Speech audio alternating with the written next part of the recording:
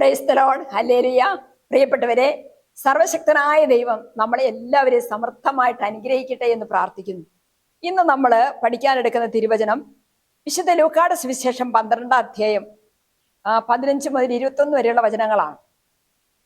അവിടെ ഇപ്രകാരം നമ്മൾ വായിക്കുന്നു: അവൻ ഇങ്ങനെ ചിന്തിച്ചു, ഞാൻ എന്ത് ചെയ്യും? ഈ ധാന്യം മുഴുവൻ സൂക്ഷിക്കാൻ എനിക്ക് സ്ഥലമില്ലല്ലോ.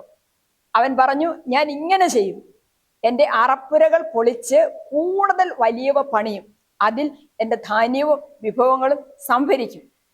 പ്രിയപ്പെട്ടവരെ, പലപ്പോഴും പലരും ഇങ്ങനെ പറഞ്ഞു കേട്ടിട്ടുണ്ട്, എന്ത് ചെയ്യും എന്ത് ചെയ്യും. അത് പണം ഉള്ളവര് പറയുന്നു, പണമില്ലാത്തവരും പറയുന്നു. ഇവിടെ കൃഷി ചെയ്തിട്ട് പ്രതീക്ഷിക്കാത്തതുപോലെ വലിയ വിളവ് ലഭിച്ചപ്പോൾ അത് മുഴുവൻ എന്ത് ചെയ്യും എന്ത് ചെയ്യും അതാണ് അദ്ദേഹം ചിന്തിക്കുന്നത്. അദ്ദേഹം തന്നെ അതിനൊരു സൊല്യൂഷൻ കണ്ടെത്തുകയാണ്. ഞാൻ എൻ്റെ കളപ്പുര, എൻ്റെ അറപ്പുര പൊളിച്ച് ഞാൻ പുതിയത് പണിത് അതിലെല്ലാം ഞാൻ സംഭരിക്കും. എന്നിട്ട് അദ്ദേഹം പറയുകയാണ്, ഞാൻ എൻ്റെ ആത്മാവിനോട് പറയും, ആത്മാവെ, അനേക വർഷത്തേക്ക് വേണ്ട വിഭവങ്ങൾ നിനക്കായി സംഭരിക്കപ്പെട്ടിരിക്കുന്നു. വിശ്രമിക്കുക, തിന്നുകുടിച്ച് ആനന്ദിക്കുക. മനുഷ്യന്റെ ആഗ്രഹമാണ് വിശ്രമിക്കണം, തിന്നുകുടിച്ച് ആനന്ദിക്കണം. പ്രിയപ്പെട്ടവർ, ഇവിടെ നമ്മൾ ഓർക്കേണ്ട രണ്ട് കാര്യമുണ്ട്. അദ്ദേഹം ചിന്തിക്കാത്ത രണ്ട് കാര്യം, അദ്ദേഹം മനസ്സിലാക്കാത്ത രണ്ട് കാര്യം. ഒന്ന്, ആത്മാവ് തിന്നുകുടിച്ച് ആനന്ദിച്ചല്ല സന്തോഷിക്കുന്നത്.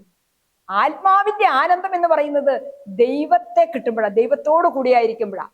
ദൈവത്തോടു കൂടിയായിരിക്കുമ്പോഴാണ്. ദൈവമില്ലാതെ ആത്മാവിന് ആനന്ദിക്കാൻ പറ്റത്തില്ല. രണ്ടാമതായിട്ട് അദ്ദേഹം ഓർക്കേണ്ട ഒരു കാര്യമുണ്ട്. നമുക്ക് സമ്പത്തുണ്ടാകുന്നത് നമ്മുടെ കഴിവ് കൊണ്ടല്ല. കൃഷി ചെയ്ത് സമ്പത്തുണ്ടായാലും, ബിസിനസ് ചെയ്ത് സമ്പത്തുണ്ടായാലും, ജോലി ചെയ്ത് സമ്പത്തുണ്ടായാലും അത് ദൈവത്തിന്റെ ദാനമാണ്. അതൊരിക്കലും നമുക്ക് വേണ്ടി തന്നെ സൂക്ഷിച്ചു വെക്കാനുള്ളതല്ല. അറപ്പുരകൾ പൊളിച്ച് പുതിയത് പണിത് അതിലെല്ലാം സംഭരിച്ച് തലമുറകൾക്ക് വേണ്ടി സൂക്ഷിക്കാനുള്ളതല്ല.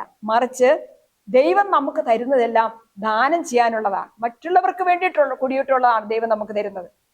ബിസിനസ്സിലൂടെ വരുന്നതും ഏത് വിധത്തിൽ ദൈവം നമുക്ക് ദാനമായി സമൃദ്ധി നൽകുമ്പോൾ ആ സമൃദ്ധി മറ്റുള്ളവർക്കും കൂടെ അനുഭവിക്കാനായിട്ട് സാധിക്കും.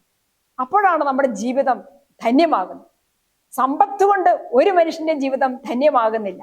ആ സമ്പത്ത് അവരിന് വേണ്ടി, പാവപ്പെട്ടവന് വേണ്ടി പങ്കുവെക്കുന്നവരുടെ ജീവിതമാണ് സ്വർഗത്തിൽ ധന്യമാകുന്നത്. ആകയാൽ പ്രിയപ്പെട്ടവരെ, ദൈവം തരുന്ന സമൃദ്ധി, ദൈവം തരുന്ന സമ്പത്ത് മറ്റുള്ളവർക്ക് വേണ്ടി കൂടി പങ്കുവെക്കാനും ആത്മാവിൽ ദൈവത്തെ ചേർത്ത് പിടിച്ച് നടക്കാനും നമുക്ക് ഓരോരുത്തർക്കും സാധിക്കട്ടെ എന്ന് പ്രാർത്ഥിക്കുന്നു. ഹല്ലേലൂയ, ആമേൻ.